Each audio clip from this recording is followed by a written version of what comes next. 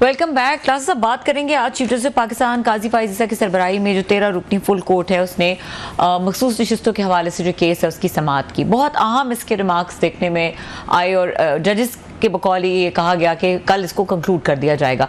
जो आज के रिमार्क्स है उसके तनाजुर में किस तरह से देख रहे हैं? रिमार्क्स तो मैंने पढ़े हैं, सुने भी हैं, देखे भी हैं, very lethal I must say. मैं कुछ और बताना चाह रहा हूँ। ये इसका मूना आलम साहब हैं, हम टीवी पे उनका शो था, मैं उसमें लास्ट वीक था, उसमें ये इशू आया सामने कि इनके वुमेन सीटों का क्या होगा। फिर काश अब्बासी साहब का शो था, वहाँ पे मैं था, मुस्तफ़ा खोखर साहब थे, इरशाद भट्टी साहब थे, वहाँ पे भी था। वो सारे ये थे कि ईद के बाद ये इमरान खान साहब और उनकी पार्टी के लिए बड़ी बड़ी खबरें आने वाली हैं, इस तरह की गुफ्तगू हो रही थी। तो मैंने बड़ा हम्बली मैंने डिसएग्री किया। मैं कि ईद के बाद मेरा नहीं ख्याल, अगर आप ये सोचे बैठे हैं कि वुमेन सीट्स जो है ना ये शायद खान साहब को मिल जाएंगी या इनके पास आ जाएंगी। एक तो लोग वही गुफ्तगू सुनना चाहते हैं ना जो उनके जहन में है। Unfortunately I can't do that. So लेकिन हैविंग सेड ऑल दिस, तो मैंने उस वक्त काश अब्बासी साहब के शो में भी कहा, मैं कि सर मुझे नहीं लगता है कि ये वुमेन सीट्स इनको मिलेंगी, नॉट बिकॉज के खुदा ना खास्ता कि मुझे मैंने तो कोई ख़वातीन सीटों में नहीं जाके बैठना, ना मेरा कोई पॉलिटिकली तौर पर कोई एजेंडा है कोई इस पर। मैंने कहा मैं थोड़ा सा मेरिट पे जा के भी देखूं तो ये चीज़ें उनको नहीं जाएंगी उनके पास। 2-3 रीजनिंग मैंने दी जो यहाँ पे भी आपको आज मैं इसलिए कह रहा हूँ, शो दोनों चल चुके हैं, मुना आलम साहबा का भी चल चुके हैं, काश अब्बासी का भी चलो, रिकॉर्ड पे पड़े हुए हैं, ये कॉमेंट्स तो आ जाए हैं ना। ये मतलब हफ्ता पहले के शोज़ हैं, कोई उन्होंने कोई मेरा कोई खुदा ना खास्ता मेरी कोई गुफ्तगू सुन के तो उन्होंने नहीं कहा कि रऊफ़ साहब ये फरमा रहे हैं तो हमने रऊफ़ को झूठा नहीं होने देना। अभी मेरी रीडिंग है, मैं गलत हो सकता हूँ, मैं रीडिंग या मैं जो थोड़े से वो चीज़ें सुन के मैंने अपना जहन बनाया। मैंने कहा 2-3 चीज़ें। एक तो ये है कि इस सुप्रीम कोर्ट ने पिछले कुछ अरसे से 2-4 रूल्स ऑफ द गेम तय किए हैं। इन्होंने तय ये किया है कि अब की दफ़ा जो इलेक्शन कमीशन ऑफ पाकिस्तान एक इंडिपेंडेंट एक कॉन्स्टिट्यूशनल एक इदारा है, इसको अपना काम करने दें। जब हर दफ़ा इसमें इस्लामाबाद हाई कोर्ट स्टे कर देता है या पिशावर हाई कोर्ट स्टे कर देता है, लाहौर कर देता है, तो और फिर उसके बाद सुप्रीम कोर्ट भी आ जाते हैं, तो ये क्रिपल होकर रह जाता है इदारा और पूरा पॉलिटिकल मैस समझते हैं। अब आप उस पर 100 एतराज़ात करें, उन पर इलेक्शन कमीशन पे, इलेक्शन कमिश्नर साहब पे, बाकी लोगों पे ज़्यादा हैं, कहीं बल्ला ले लिया, निशान ले लिया, उन्होंने उन चेयरमैन ख़त्म कर दिया, बला बला चीज़ें, वो एतराज़ात के आपके 1000% ठीक होंगे। लेकिन having said all this, supreme court इन मामला से खुद को डिस्टेंस कर चुकी है कि हमने वहाँ पर इनके इशू में नहीं पढ़ना, इसलिए ये अगर रोज़ाना की बुनियाद पर सियासी तौर पर ये मैस मचा हुआ है। सो एक तो एक ट्रेडिशनली तौर पर मौजूदा सुप्रीम कोर्ट है, चीफ जस्टिस साहब जो हैं वो इलेक्शन कमीशन के मामलात को नहीं छेड़ रहे, एक चीज। दूसरा जस्टिस मंसूर अली शाह या मुनीर फारूक, इन दोनों में से किसी एक ने इस पे बात की है ना, उन्होंने कहा कि हमारा ये कैसे इंटरप्रेट कर रहे हैं कि उनका किया हुआ अमल हमारा अमल है या उसको एंडोर्स कर रहे हैं। नहीं, दैट्स अनदर थिंग, एक और चीज़ है ये। मैं जो बात कह रहा था कि अब वो ये सवालात बड़े रेलिवेंट उठा रहे हैं। और अगर आपको याद हो हमारे शोज़ में हम क्लिप नहीं बनाते अपना शो में थोड़ा सा अपना ढोल पीटने के लिए, उस वक्त भी कुछ 2-4 लोगों ने, चले हमारे जैसे ने उस वक्त भी कहा था कि हजूर आप गलत लाइन पे जा रहे हैं, आप किसी और पार्टी को ज्वाइन कर। इतने बड़े बड़े वकील थे इनके पास और आपने किसी ने बैठ के नहीं सोचा कि उस पार्टी के साथ जम कर रहे हैं खुद को जो इलेक्शन ही नहीं लड़ी। मतलब है इसमें सुन्नी कौंसिल इत्तेहाद के जो अपने हामिद रजा साहब हैं वो इंडिपेंडेंट लड़ रहे हैं। इंडिपेंडेंट मतलब लड़ने के बाद आप कहते हैं इनको हमारे हिस्से की सीटें दें, उससे तो बेहतर तो खाली रखते। अपने आप एमएनएज को बचाना चाह रहे थे कि ये किसी और पार्टी में ना चले जाएं। आपको ये होने देना चाहिए। तो जो बात आज वो कह भी रहे हैं, कोर्ट भी कह रही है कि आप इनको आज़ाद रहने देते। अगर कोई और उनको पकड़ता किसी और पार्टी में होता तो भी तो मजलूम आपने बनना था ना।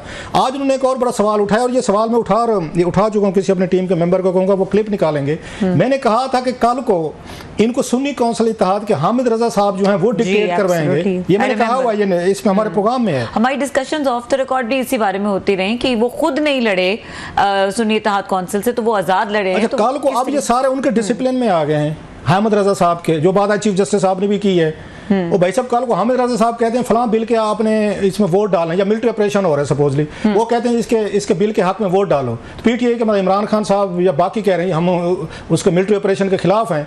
अगर वो नहीं वोट डालते तो उनके खिलाफ तो ये डिफेक्शन क्लास लग सकती है, सारे डिस्क्वालीफाई हो सकते हैं, जो बात आज चीफ जस्टिस साहब भी कह रहे थे। आप इतने बड़े सियाने बैठे थे सारे माशाल्लाह, इतने यहाँ वर्कर, मतलब उन बेचारों को उन्होंने बड़ी कुर्बानियाँ दी हैं पीटीआई के वर्कर्स ने। इतने ज़्यादा तो एमएनएज नहीं थे जितने ज़्यादा वकील थे इनके पास, 1400 तो वकील इन्होंने में इकट्ठा किया हुआ था, उन वकीलों की इतनी समझ थी कि आपने इतनी मतलब अपनी वर्किंग की थी या आपको एमएनएस की टिकटें चाहिए थी, सेनेटर बनना था। हामिद खान साहब किधर थे, लतीफ़ खोसा साहब किधर थे, शुएब शाहीन साहब, मैं बड़े नाम ले रहा हूँ, शेर अफजल साहब, और बहुत वो क्या नाम पंजोता साहब हैं, और पता नहीं और भी 8-10 हैं जो मैं सब भूल रहा हूँ मैं, शुएब शाहीन है, सलमान अकरम राजा है। तो ये किधर थे ये सारे लोग? इन्हें नहीं बताना चाहिए था कि सर ये मत करें, कल को हम फंस जाएंगे। सो मेरी अभी मतलब बात लंबी हो जाएगी, अभी मेरी रीडिंग है इन्होंने अपने केस की बुनियाद इन्होंने वीक रखी है, लेकिन लोग नाराज हो जाएंगे। अच्छा ये कहेंगे 1 साल की उन्होंने बात की है कि 1 साल इलेक्शन नहीं करवाए। अब इनका यह है कि जब हम चाहें इलेक्शन ना करवाएं, आप एंडोर्स करें कि हमने ठीक इलेक्शन नहीं करवाए इंटर पार्टी, जिससे सारा मसला 1 साल का टाइम दिया गया, अब करवा लेते ना। लेकिन अब हमारा, क्योंकि अब इनके जहन में ये हर पार्टी ये समझती है जो पॉलिटिक्स हमें सूट करते हैं उसके मुताबिक मीडिया भी अपने आप को स्विच ओवर करे, उसके मुताबिक अदालतें भी खुद को अपने आप को एडजस्ट करें, मिलिट्री भी करें, जर्नल भी करें, जैसे हम अपने आप को सूट करते जा रहे हैं। ये यहाँ पे ये थिंकिंग है, ये जहन है, ये इनकी अप्रोच है तमाम पॉलिटिकल पार्टीज की। और सैडली खान साहब की ज़्यादा है, वो कहते हैं जैसे जैसे मैं घूमता जा रहा हूँ ना, मेरे पीछे पीछे फौजी जर्नल भी घूमते हैं, मेरे पीछे मीडिया भी घूमता है, मेरे पीछे अदालतें भी घूमती हैं, पार्लियामेंट भी घूमते हैं, क्योंकि जो मुझे सूट कर रहा है तो वही चलाएं। अब वो सूट करने का नतीजा आप सुन रहे हैं जो आज उन्होंने पॉइंट्स दिए हैं, और सारे के सारे उन्होंने जो किए हैं, उन्होंने बातें इनको बताई हैं, उनके पास कोई इन चीज़ों का जवाब नहीं। फैसला तो मतलब मुतवक्किल है। आप मुझे बताएं आज की जो रीडिंग है, मैं अगेन जो काशिफ के शो में था तो बाकी मेरे उससे नहीं एग्री कर रहे थे, उनका खैर ओपिनियन रिस्पेक्टेड। मैं मुना आलम के शो में जो बैठे थे तो वो नहीं, वो ये समझे बैठे हैं कि सीटें हमें मिलने वाली हैं, जो मैं फिर समझता हूँ कि उन पार्टी को सीटें नहीं देनी चाहिए थी, ये सीटें आप खाली रख लेते। मैं इस हक में हूँ, ये पीटीआई के उनका नहीं था, उन्होंने तो जीती हुई नहीं है। मतलब नवाज शरीफ साहब को, पीपल्स पार्टी को या बाकी जमातों को रिफ्यूज करने देना चाहिए था। अभी हमारी जो सीट है थोड़े से अखलाकियात के मुजरा वो भी करते हैं, कोई थोड़े से अखलाकियात जो है शहबाज शरीफ साहब, नवाज शरीफ साहब या जरदारी साहब, बिलावल एंड कंपनी, वो भी दिखाते को भाई साहब ये मेरी मतलब इस चीज़ के लिए मैंने मेहनत ही नहीं की, मतलब जिस चीज़ के लिए मैंने मेहनत नहीं की उसकी मैं क्यों मजदूरी ले रहा हूँ? आपको जो वोट पड़े नहीं है, जो आपका है नहीं, उसके बदले में सीटें कैसे ले रहे हैं? सो इन्होंने यहाँ मॉरली तौर, अच्छा यहाँ पॉलिटिक्स में मॉरल की तो अल्लाह के फजल से कोई गुंजाइश ही नहीं है। जो जितना बड़ा क्रुक है, जो जितना बड़ा श्रूड है, वो खुद को बड़ा समझदार समझता है, शाना समझता है, बट रिजल्ट इज ऑब्वियस। मैं अभी भी उसी बात पे, I may be wrong again, but that's my reading, but that's your reading and you are making a point कि आप ये बात पहले से कह रहे हैं, और बिल्कुल मैं इस चीज की गवाह हूं कि प्रोग्राम में भी और हमारी बातचीत होती रही। क्या करने चाहिए रेटिंग लेने के लिए? नहीं जी बादशाह खान है, मिल जाएंगी। अभी देखेगा यहाँ पे हुकूमत उलट जाएगी, पलट जाएगी, 2 ताई जो होंगे। ऐसे ऐसे हमारे यूट्यूबर जो एंकर बैठ के एक वो बना रहे हैं, एक मतलब ख्याली किस्म का उन्होंने बना के दे दिया, हलवा पेश कर दिया पीटीआई के बेचारे फॉलोअर्स को, उम्मीद पे रखे जा रहे हैं। नहीं उनके पास देखें, ये भी आई सीटें आई 60-70 आई और साथ ही शहबाज शरीफ हुकूमत गिर जाएगी। आज जरा उनके बयानात, उनके क्वेश्चन जरा पढ़ लें। लाल साहब, ब्रेक के बाद हम बात करेंगे मोहम्मद जुबैर के हवाले से, क्योंकि ये भी एक नया पेंडोरा बॉक्स है जो ओपन हो गया है। इसका इम्पैक्ट क्या होगा, टाइमिंग किस तरह की थी मोहम्मद जुबैर की तमाम बातें करने की, और अब आगे क्या करेंगे, कैसे डिफेंड करेंगे जो बातें उन्होंने की हैं, इस ब्रेक के बाद डिस्कस करेंगे। हमारे साथ रहिए।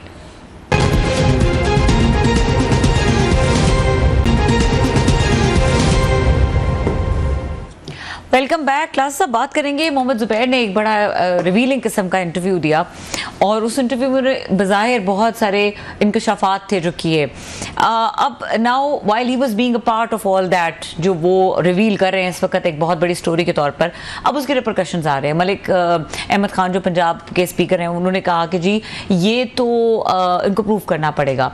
अब ये किस तरीके की सिचुएशन क्रिएट हो गई है मोहम्मद जुबैर के लिए, और क्यों उन्होंने बातें? मैंने सुना वो इंटरव्यू, बड़ा काशिफ अब्बासी साहब ने बड़ा अच्छा इंटरव्यू किया, बड़े अच्छे सवालात के, किसी भी जर्नलिस्ट के लिए, एंकर के लिए ये बड़ा मतलब खूबसूरत इंटरव्यू था। So many things were coming out. मेरे अपने मुंह में पानी आ रहा था देख के कि काश हम इस तरह का अपने शो के लिए करते। ईद की छुट्टियों में इतना अच्छा शो मिल गया आपको। अब उसमें 2-3 चीज़ें हैं जो मैं जुबैर साहब को मैंने देखा। जुबैर साहब को हम बड़े अरसे से फॉलो करते हैं, he being a decent man, gentleman, मतलब ऑनेस्ट मैन। अब उन पर कभी हमने कोई फाइनेंशियल ये चीज़ें भी नहीं देखी समझी, लेकिन उन 2-4 चीज़ों की ना उनमें political, he is not a political animal. एक ना पॉलिटिकल एनिमल होते हैं, जो पॉलिटिकल एनिमल के लिए श्रूडनेस आपको चाहिए, चालाकी चाहिए, समझदारी चाहिए, होशियारी चाहिए, और भी बहुत कुछ चाहिए जो टीवी पे नहीं बता सकता, वो उनमें नहीं है। मतलब बहुत सारे क्वेश्चन ऐसे थे जो उन्हें वेल लेफ्ट करने चाहिए थे, उन्हें जवाबात नहीं देने चाहिए थे जो उन्होंने दिए। इमरान खान साहब में भी ये क्वालिटी थी, वो भी किसी सवाल को छोड़ते नहीं थे और हर बात का इवन मफरूज़े पे भी जवाब देते। मैं उस वक्त भी 1-2 दफ़ा मैंने कहीं पे कहा था, मैं खान साहब जो है कि मफरूज़ों पे जवाबात देंगे तो मुश्किलात का शिकार होंगे। खैर दैट्स अ डिफरेंट स्टोरी। यही काम उन्होंने किया है काशिफ के शो में। अब वो हल्ट हैं, वो ये समझते हैं कि उनको मतलब लेट डाउन किया गया, नज़रअंदाज किया गया, पावर में वापस आए, कहीं पे उनको नज़र नहीं आ रहा। सम टाइम ये मतलब फौरी रिएक्शन होता है, ऐसी बातें टीवी पे कहने वाली नहीं होती हैं। आप ऐसी बातें अपने मेमोर्स के लिए रखते होते हैं। जब आप रिटायरमेंट का सोचते हैं, फिर आप सोचते हैं कि no it's all over, boot is hanging, कि अब मैं जाऊं और ये बातें सारी करूं। फिर आप किताब लिखते होते हैं, बुक्स लिखते होते हैं। अब टीवी पे बैठ के सारी इंटरनल गुफ्तगू, सारी मैसेजिंग, सारा मिलना जुलना, जाती बातें, तो फिर कोई आप पे ट्रस्ट नहीं करेगा कि यार इसको तो बात बताओ, ये तो कल को हमारे अगले मतलब घंटे में टीवी बता देते, पेट में बात नहीं रख सकता।